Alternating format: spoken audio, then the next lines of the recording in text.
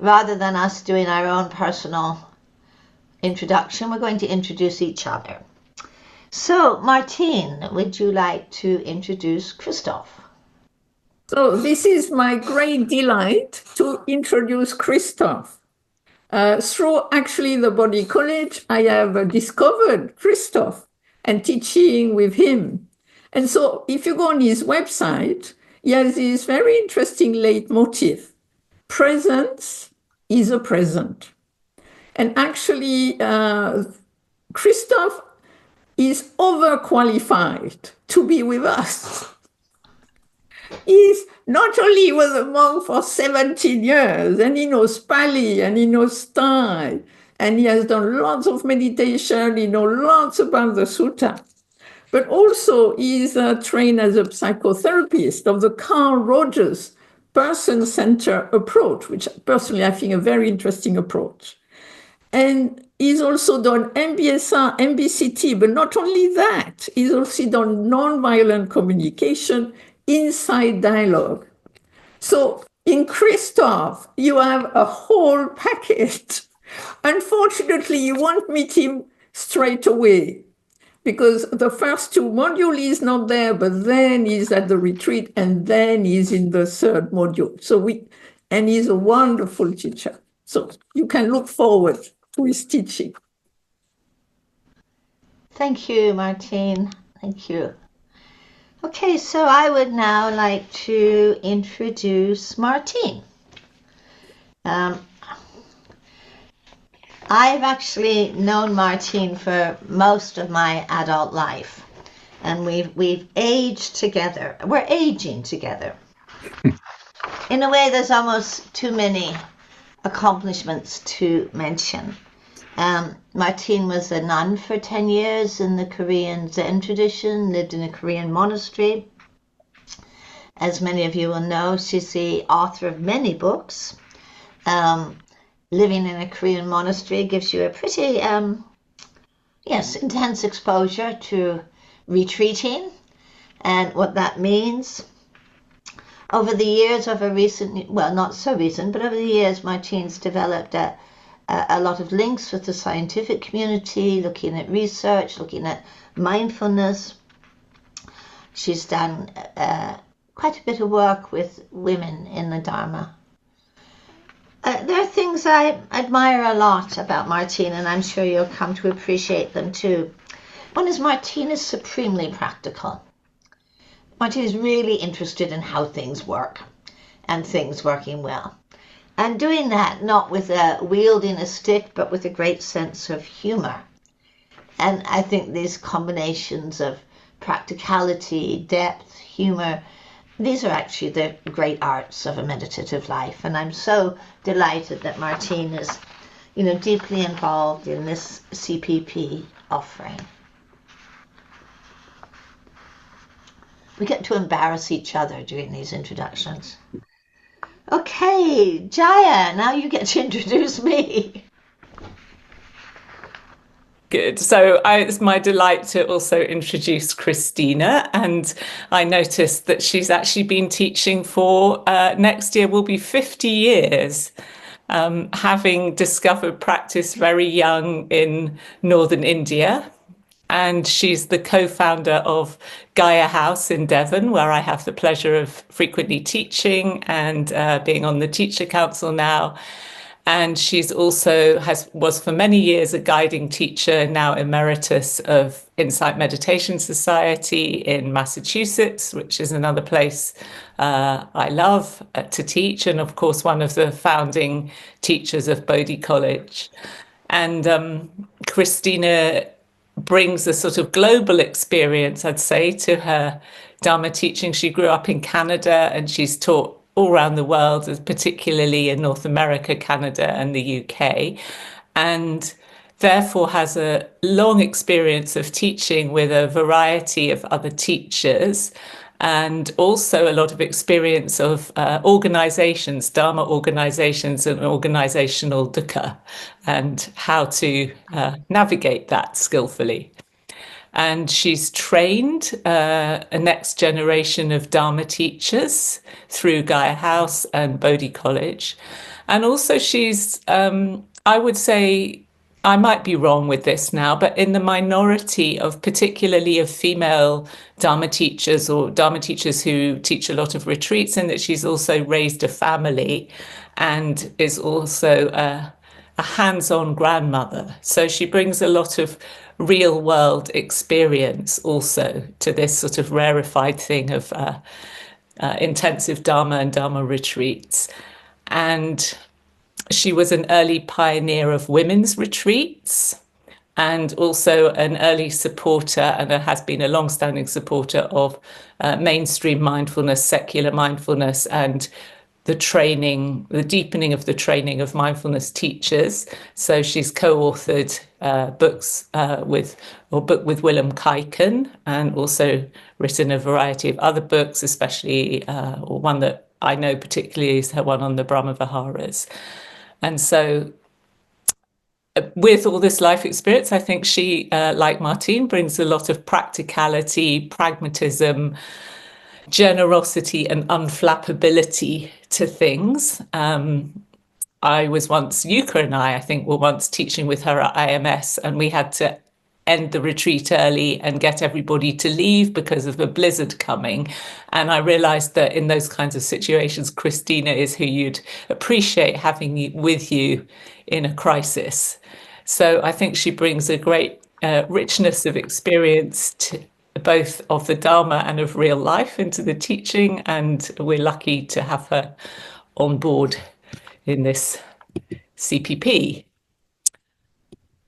So Thank you, Jaya. me and Christina, and I will hand over to Yuka. Yuka, yeah.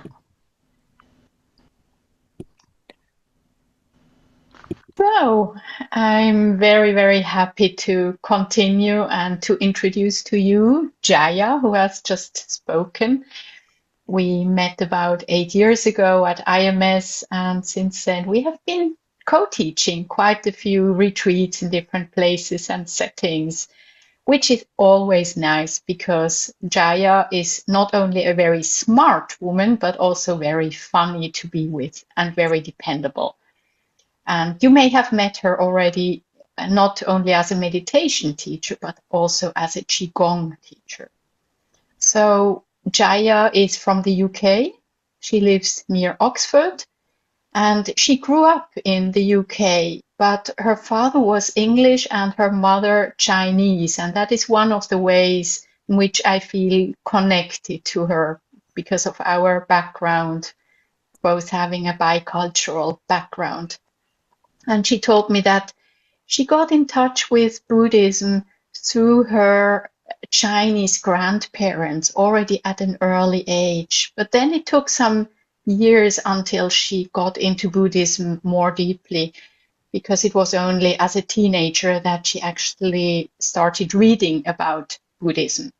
And that was how she learned about the Thai Forest Sangha and Ajahn Sumedho, who would later become one of her main teachers. But then first she pursued a more conventional career. So she studied Latin and Greek literature and ancient history at Oxford. She became a solicitor. And for a while, if you believe it or not, she even worked in corporate law in the city of London, a very, very different world. But she realized that this business world was not her thing. And then she decided to leave this position, to leave this way of life, and entered the monastery. And she became also a nun. So she lived as a nun at Amaravati and Chittor for 8 years. And at some point she realized that this way of life, although she liked many things about it, was too restricting. And she disrobed and went back to live a life as a lay woman. And since then she has really rebuilt a whole new life, doing all kinds of trainings. First she trained and worked as an MBSR teacher, then as a Dharma teacher through the Spirit Rock teacher training. She has been teaching the Dharma now for 12 years. And also she has completed the training as a Qigong teacher. And I find that really inspiring how she combines this embodied practice of Qigong with the Dharma teachings, and how she can bring these worlds together. What is really important to her is really drawing on the early Buddhist teachings, and I think she has a great way of bringing these teachings or conveying these teachings in a way that is very relatable to people. And a special thing that I would like to mention is that she is also someone who likes to be outside in nature. So she also teaches such nature Dharma retreats together with her friend Susie Harrington, where they go outside and meditate in nature. So yeah, really, really delighted to do the CPP together with Jaya. Thank you, Yuka. And Christoph. So it is my pleasure to introduce Yuka. Yuka was born in Switzerland to a Japanese father and a Swiss mother. So, as she said before, she grew up sort of between two cultures, or in the integration of two cultures, and but it wasn't through that she came to Buddhism. She started reading books on it, on the Dharma teachings at the age of 18, and became more and more interested. At the same time, she studied developmental psychology, became a psychologist, also started teaching, or did some teaching on developmental psychology on university level. And at one point, she had a Zen practice in Switzerland and became so interested in it that she traveled to Japan and had some monastic experience in Japan, which, as I gather, wasn't all too too happy and inspiring. So she continued some time within the tradition of Thich Nhat Hanh, and in 1999 started to practice in the what we might call the Vipassana tradition, and had various teachings from teachers in the US, in Europe, but also spent some time in Burma. And altogether, she has retreat experience for over 2 years. I think 28 months was the number, which is considerable. At the same time, later on, she also did training in MBSR, mindfulness-based stress reduction, and is a founding member of the Swiss Center for Mindfulness. So she has also trained MBSR teachers, but through kind of deepening interest in the early teachings, she is now mainly practicing and teaching in sort of the Vipassana early Buddhist tradition for, I think, a few years. You're a member of Bodhi College. We have done some teaching together. I always appreciate your gentle yet very clear way of expressing things. She's also on the board of Beatenberg Meditation Center, which is sort of probably Central Europe's biggest meditation center, and also works sometimes as a translator for people like Analeo, Jinzujito, translating books from English into German. So delighted to have you on our team and turn over to the next. Thank you. Thank you, Christoph. And John, would you like to say a few words and introduce Akincano? Yes. Good afternoon, everybody. This is my moment. I get to revenge on Akincano after all these years. I first came across Akincano. He wrote to me when I was running Sharpen College, which at that time was the Sharpen College of Buddhist Studies. He wrote asking if he could come with a group of monks.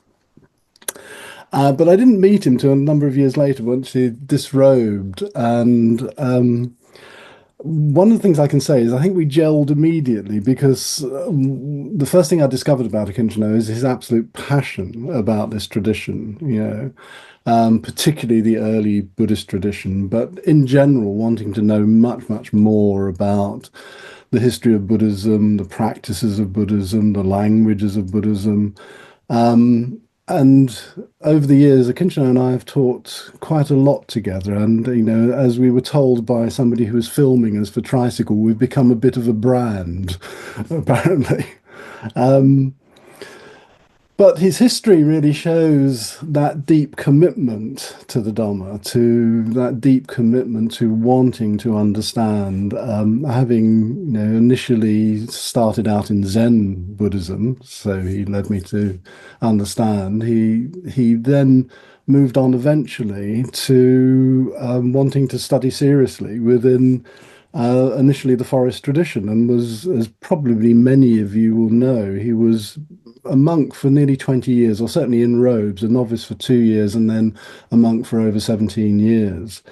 So it's a long, long history. Some of that time was spent in Chithurst and Amaravati, and eventually he spent something like 6 years in Thailand. And when we were talking together, he told me a very amusing story about learning Pali, walking around doing his arms round with the warder's basic book on Pali in his alms bowl, so he was reading it as he was walking around, which I think it shows an enormous commitment to wanting to learn that language. I think that commitment has always shone through for me with Akincano, that he's really been so dedicated to wanting to understand and really, really explore these teachings from the deepest possible viewpoint. The next time I came across Akincano was really in, again, another context, which was he was doing an MA in psychotherapy, to which I happened to be the external examiner for. And I was also teaching on the course, as teaching some Buddhist psychology. And this was in core process psychotherapy. And he's gone on to actually have a psychotherapy practice over the years, whilst maintaining teaching a lot in the US, and obviously all throughout Europe and the UK. So he's got an enormous teaching schedule. I'm often quite amazed at the amount he manages to pack into a year. So it's kind of like shoehorning anything else in that we're trying to do if we want to do something together. The chief thing I think you will find with studying with Akincano on the module that we are going to be teaching together is that deep passion for really, really understanding. And hopefully, and I've seen this in action, we, not only himself and myself, we can bring together to bring alive some of what can be seemingly on paper, something that's extremely, looks dry. It isn't. And Akincano really has that means of bringing to life this material. Apart from endless digressions, which I think we're both guilty of, I think you will really, really enjoy studying with. I certainly appreciate every time we teach together. I learn something, I learn new ways of presenting things and understanding things. So, all I can say is I thoroughly recommend Akincano to you. Anyway, I've done my salesman bit on you. Thank you, Thank John. you. And Akincano, would you like to reciprocate here? Yes, thank you, Christina. Thank you, John. Yes, I've met John by chance 18 or so years ago when he gave us a lecture on Buddhist ethics, and we didn't. A few of us really fascinated, and we didn't really leave him in peace after that. And I've never left him in peace ever since, basically. Tremendous admiration and respect for his learning, the many facets, a man who loves the history of mind, who has studied philosophy, who is a bridge builder, by making Buddhist ideas that can be convoluted come to life by connecting them to stuff that comes from the European history of mind. He is widely read. He has a fondness for literature. I'm sure he forgives me pointing that out. He loves music.